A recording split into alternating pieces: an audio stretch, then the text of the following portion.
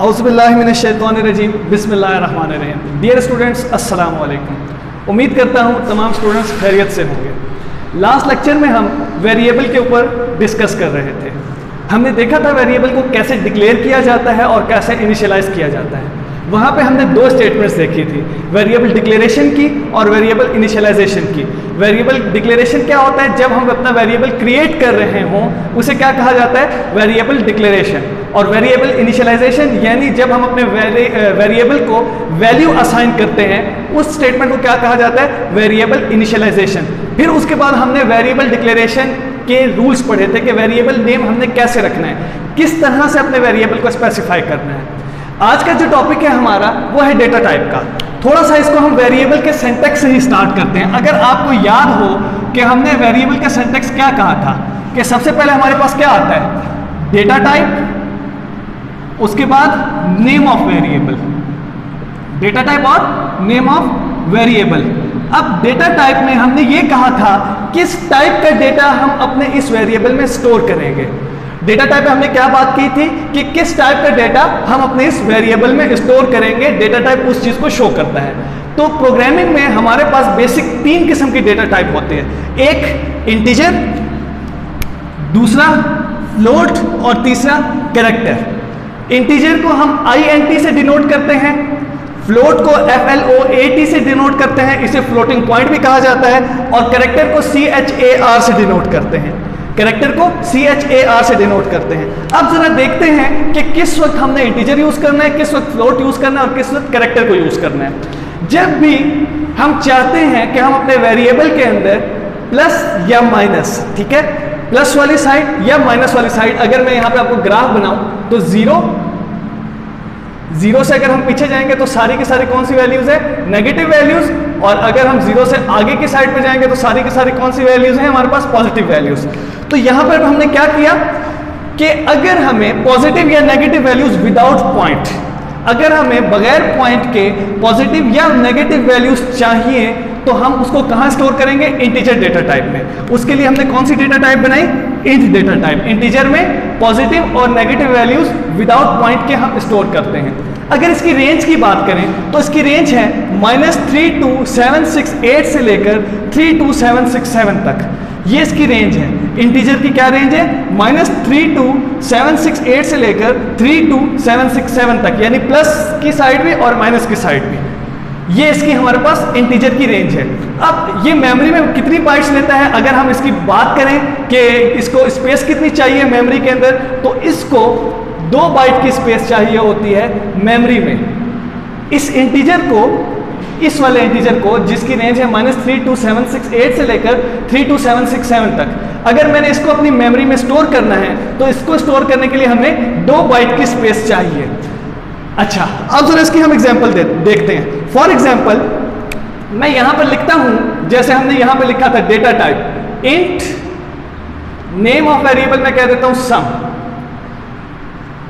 Programming के अंदर अगर आपको स्टेटमेंट को पढ़ना आ गया तो उम्मीद है कि आपके प्रोग्राम गलत नहीं होंगे। ज्यादातर चांस ये है कि आपके प्रोग्राम ठीक होंगे। स्टेटमेंट आपको पढ़नी आनी चाहिए।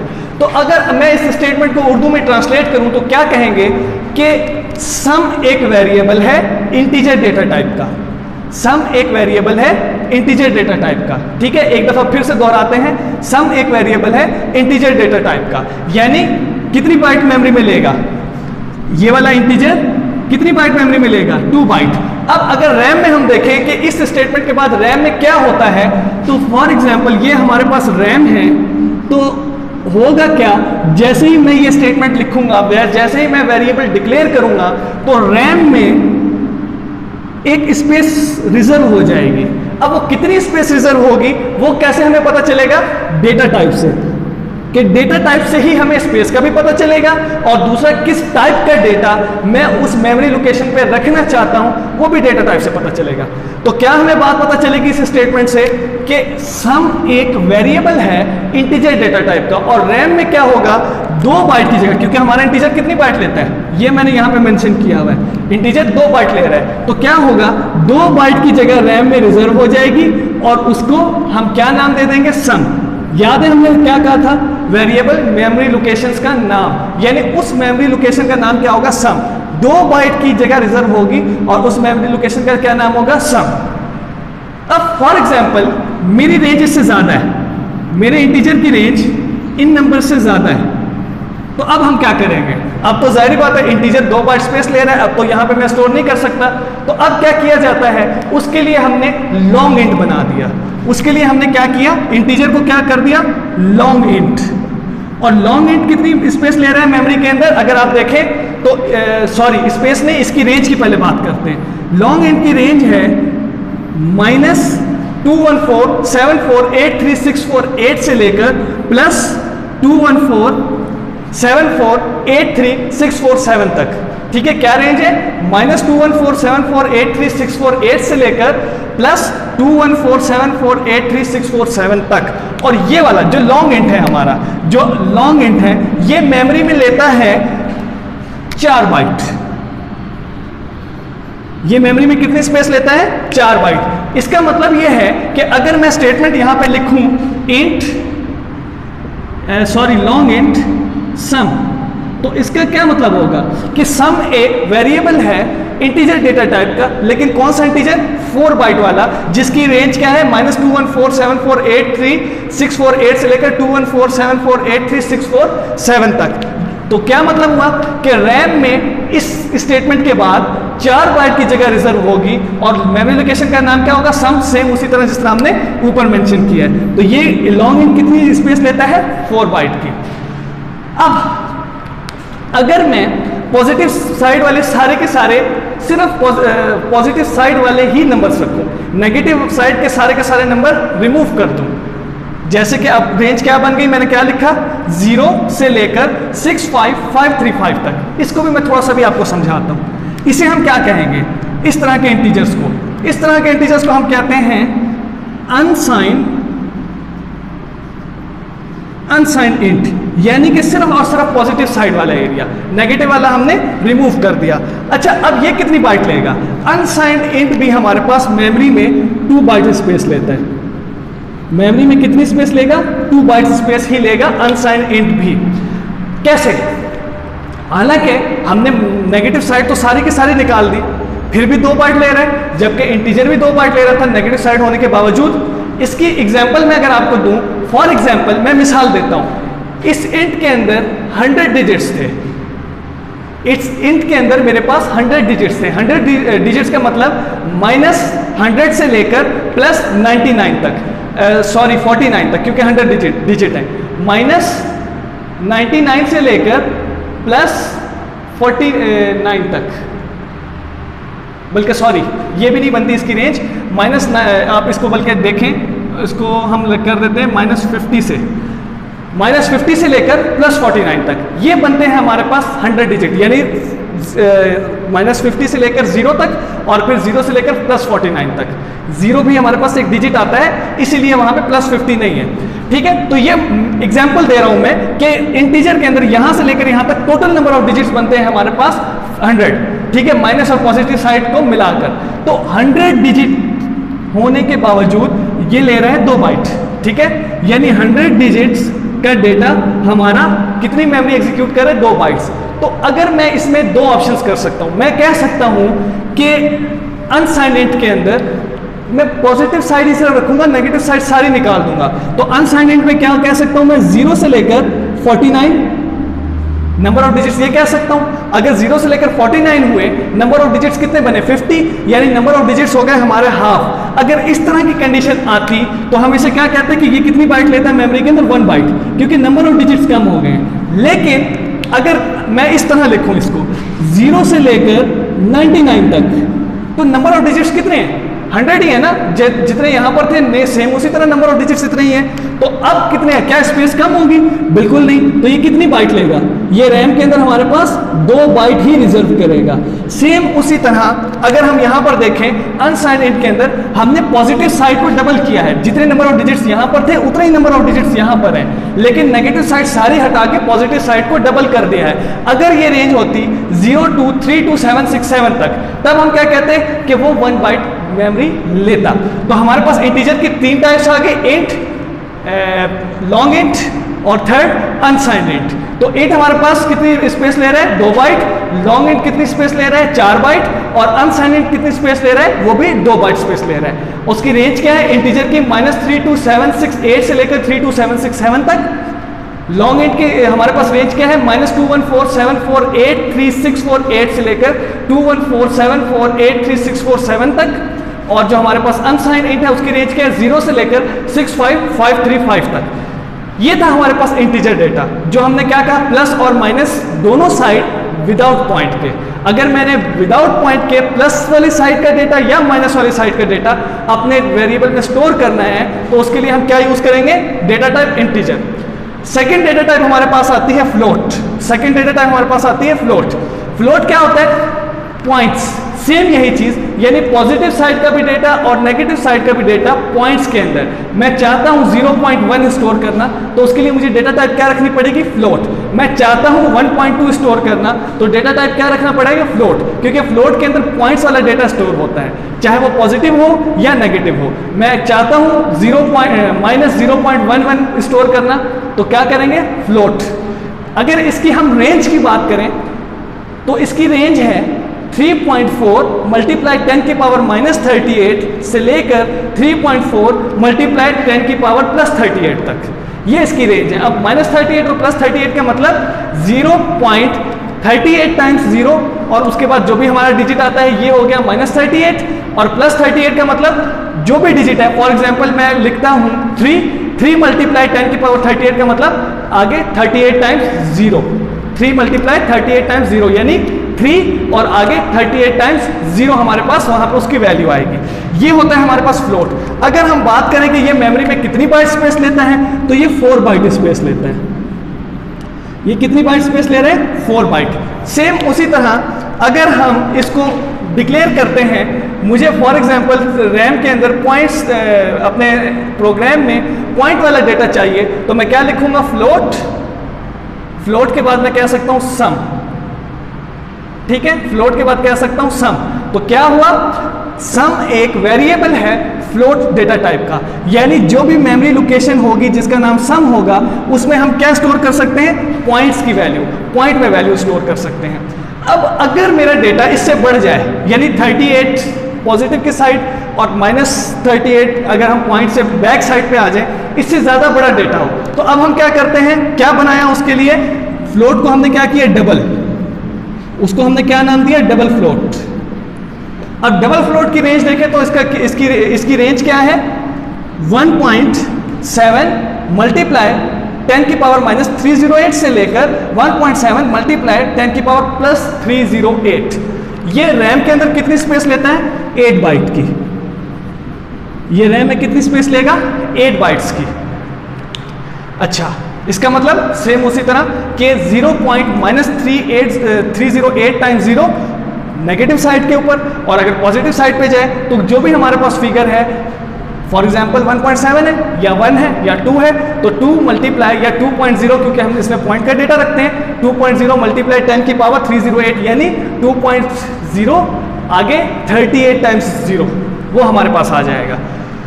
तो ये कितनी बाइट हमारे पास स्पेस ले रहा है, डबल फ्लोट 8 बाइट, 8 बाइट की हमारे पास ये स्पेस लेता है।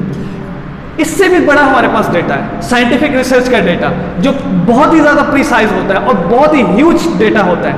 अगर हमें वो स्टोर करना पड़े प्रोग्राम में, तो उसके लिए हमने क्या किया, उसके लिए हमने अपने उसी फ्लोट की रेंज को बढ़ाया, और उसे हमने क्या कहा कि उसकी रेंज क्या होगी, 1.7 से लेकर 10 की पावर -4932 से लेकर 1.7 मल्टीप्लाई 10 की पावर 4932, यानी 0.4932 टाइम्स 0 नेगेटिव साइड के लिए, और पॉजिटिव साइड के लिए जो भी हमारी फिगर होगी मल्टीप्लाई 4000 मल्टीप्लाई 10 की पावर 4932, यानी 4932 टाइम्स 0 2.0 और आगे 4932 टाइम्स 0, जो एक बहुत बड़ी रेंज बनती है। अगर आप इसको कॉपी पे लिखना शुरू करें तो शायद आपकी आधी कॉपी फुल हो जाए। तो ये कितनी बाइट स्पेस लेता है मेमोरी के अंदर, 10 बाइट, 10 बाइट्स इसकी स्पेस होती है। अगर हमें ज़्यादा डेटा चाहिए तो वो हम कहाँ स्टोर करते हैं, 10 बाइट्स की स्पेस के अंदर। और इसको नाम क्या दिया जाता है, long double float, long double float, ठीक है। लॉन्ग डबल फ्लोट की हमारे पास रेंज क्या आ रही है, 1.7 इंटू 10 की पावर माइनस 4932 से लेकर 1.7 10 की पावर प्लस 4932 तक। उसी तरह अगर हम डबल फ्लोट की बात करें तो 1.7 इंटू 10 की पावर माइनस 308 से लेकर 1.7 इंटू 10 की पावर प्लस 308 तक। और अगर सिंपल फ्लोट की बात करें तो 3.4 इंटू 10 की पावर माइनस 38 से लेकर 3.4 इंटू 10 की पावर प्लस 38 तक। अब अक्सर ऑब्जेक्टिव में आपसे ये चीज़ें पूछी जा सकती है, रेंज कि किस डेटा टाइप की कितनी रेंज है, कौन सा डेटा टाइप कितनी मेमोरी में स्पेस लेता है, तो ये ऑब्जेक्टिव के लिए भी बड़ा इंपॉर्टेंट है। लास्ट हमारे पास जो डेटा टाइप है वो है कैरेक्टर के लिए, चार। कैरेक्टर के लिए जो डेटा टाइप है उसे हम क्या कहते हैं, चार, CHAR, चार। और इसमें हम किस टाइप का डेटा स्टोर करते हैं, अल्फाबेट, चाहे वो कैपिटल ABC का डेटा हो या स्मॉल ABC का डेटा हो। और ये कितने बाइट मेमोरी में स्पेस लेता है, 1 बाइट। एक कैरेक्टर 1 बाइट मेमोरी में स्पेस लेता है, यानी कि अगर मैं अपने मेमोरी के अंदर अली या अपने वेरिएबल में अली स्टोर करूंगा तो वो 3 बाइट की स्पेस लेगा। अगर मैं अपने वेरिएबल के अंदर ए स्टोर करूंगा तो 1 बाइट की स्पेस लेगा। तो सेम उसी तरह जिस तरह हमने बाकी चीजें डिक्लेयर की, कैरेक्टर को कैसे डिक्लेयर करते हैं, सबसे पहले डेटा टाइप और उसके बाद नेम ऑफ वेरिएबल। मैं कह देता हूं यहां पर भी मिसाल के तौर पर सम ही हम यूज कर रहे हैं, यहां भी सम रख देते हैं। तो अब हम स्टेटमेंट को क्या कहेंगे कि सम एक वेरिएबल है कैरेक्टर डेटा टाइप का, यानी मेमोरी की जिस भी लोकेशन का नाम सम है उसमें हम कैरेक्टर टाइप का डेटा ही स्टोर कर सकते हैं। तो ये था आपका डेटा टाइप का टॉपिक, उम्मीद है आपको समझ आ गया होगा। इसके बाद जो हमारा नेक्स्ट टॉपिक आएगा, कुछ टॉपिक्स, यहां पे एक और चीज मैं आपको बता दूं, कुछ टॉपिक्स जो हमारे बोर्ड के आउटलाइन में हैं, बोर्ड के पेपर में उनमें से क्वेश्चन आ सकता है, लेकिन हमारी 10th की बुक के अंदर नहीं है, तो आपने उसको भी स्पेशली पढ़ लेना है, उसको अच्छे तरीके से देखना है, तो हम उसको पढ़ेंगे। नेक्स्ट टॉपिक जो होगा हमारा टाइप कास्टिंग से रिलेटेड होगा। नेक्स्ट टॉपिक में हम देखेंगे कि टाइप कास्टिंग क्या होती है। वो हमारा अगर आप बुक देखें तो बुक के अंदर वो टॉपिक इंक्लूड नहीं है, बुक में वो टॉपिक नहीं है, लेकिन हमारी बोर्ड की आउटलाइन में है। तो इंशाल्लाह नेक्स्ट टॉपिक हम टाइप कास्टिंग पढ़ेंगे। अब एक छोटा सा यहाँ पे टॉपिक है कमेंट से रिलेटेड, उसको भी हम देख लेते हैं, कोई इतना मुश्किल टॉपिक नहीं है, उसे भी आज हम इसी लेक्चर के अंदर क्लियर कर लेते हैं ताकि हम चैप्टर 2 को क्लोज करने के करीब हो जाए। इसके बाद सिर्फ हमारे 1-2 टॉपिक रह जाएंगे, एक टाइप कास्टिंग वाला और एक कॉन्स्टेंट वाला, उसे हम नेक्स्ट लेक्चर में इंशाल्लाह खत्म करके चैप्टर 2 को क्लोज कर देंगे। कमेंट होता क्या है, बेसिकली अगर हम देखें कोई भी ऐसी चीज, मैंने अपना प्रोग्राम बनाया या प्रोग्राम के अलावा भी हम अगर रियल लाइफ में आए तो हमारे याद रखने की जो कैपेसिटी है वो बहुत कम होती है। कितने अरसे तक मैं कोई चीज़ याद रख सकता हूँ, 1 साल, 10 दिन, ठीक है, स्मॉल से हम छोटे से बड़े पे चलते हैं, हफ्ता 10 दिन हो सकता है, ज़्यादा से ज़्यादा महीना हो सकता है, साल हो सकता है, 2 साल हो सकते हैं। लेकिन प्रोग्राम जब हम बनाते हैं तो प्रोग्राम हम ये नहीं देख के बनाते कि मैंने 1 साल के बाद इस प्रोग्राम को ख़त्म कर देना है। प्रोग्राम तो हमारे काफ़ी सालों चलते हैं। अगर आप लिनक्स की बात करें, क्योंकि लिनक्स एक ओपन सोर्स ऑपरेटिंग सिस्टम है और वो C लैंग्वेज में डेवलप किया गया है। तो लिनक्स कब डेवलप हुआ था, 1970 के अंदर। तो 1970 से लेकर अब तक उसका कोड मौजूद है, अभी भी हमें उसकी कोडिंग मिल जाती है। वो ऐसा नहीं है कि वो 1970 से लेकर 1979 तक के लिए बनाया गया था, ठीक है। तो अब क्या हल होगा, कितने अरसे तक, मैंने आज एक कोड लिखा, मुझे आज याद है कि मैंने किस मकसद के लिए कोडिंग की, लेकिन कल मैं भूल गया। अब सारा का सारा कोड मुझे, मेरा ही लिखा हुआ कोड मुझे समझने में सारा टाइम लग जाएगा। तो कितना अच्छा होता या कोई तरीका होता कि हम अपने कोड को याद रखने के लिए कोई निशानी बना लेते। तो प्रोग्रामिंग में हमें यह फैसिलिटी मिलती है जिसे कमेंट्स कहा जाता है, जिसे हम प्रोग्रामिंग लैंग्वेज में क्या कहेंगे, कमेंट। कैसे कमेंट लगते हैं ये भी मैं आपको बता देता हूँ। कमेंट की 2 टाइप होती है, एक सिंगल लाइन कमेंट, एक मल्टीपल लाइन कमेंट। मिसाल के तौर पे मैं एक स्टेटमेंट लिखता हूँ, sum is equal to a plus B.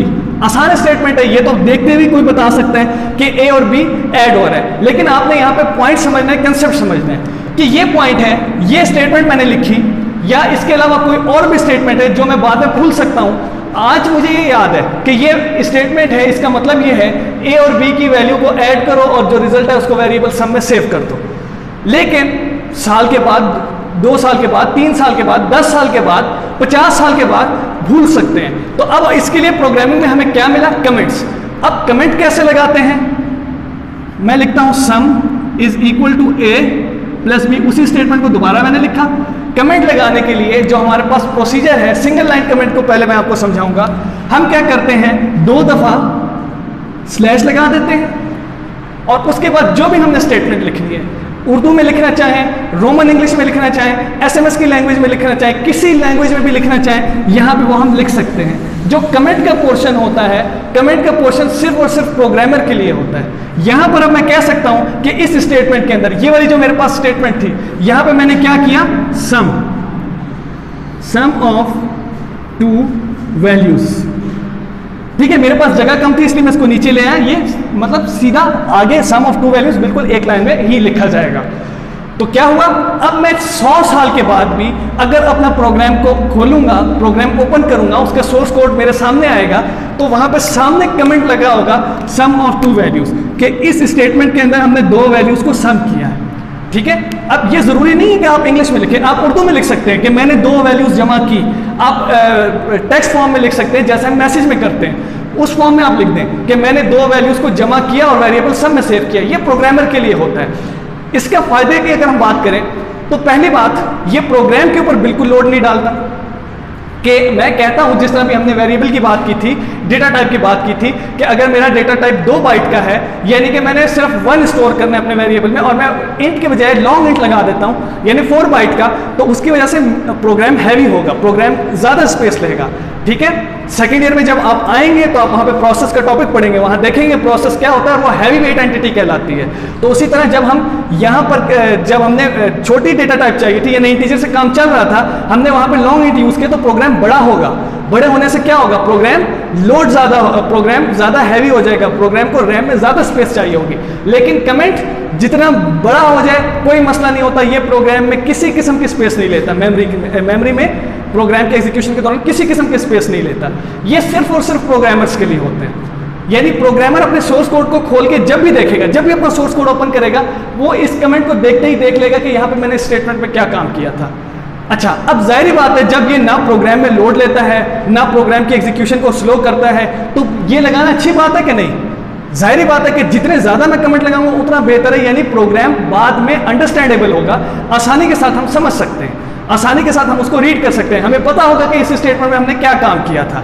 तो ये फायदा होता है कमेंट का। सेकंड, ये तो थे हमारे पास फर्स्ट टाइप जिसमें 1 लाइन कमेंट होता है। बेसिकली ये यहां पर नहीं, ये इसी के आगे आगे इस तरह कंटिन्यू है। अगर इसी चीज को हमें मल्टीपल लाइन पे लेकर जाना है, नेक्स्ट स्टेटमेंट में लिख देता हूं, a is equal to sum minus B कर लेते हैं, अपनी तरफ से एक स्टेटमेंट लिख दी। अब मैं ले जाना चाहता हूं कमेंट को मल्टीपल लाइन में। तो मल्टीपल लाइन कमेंट के लिए क्या प्रोसीजर होता है, उसका सिंटैक्स क्या है, बैकस्लैश, स्टैरिक, और उसके बाद जो भी हमने कमेंट लिखना है,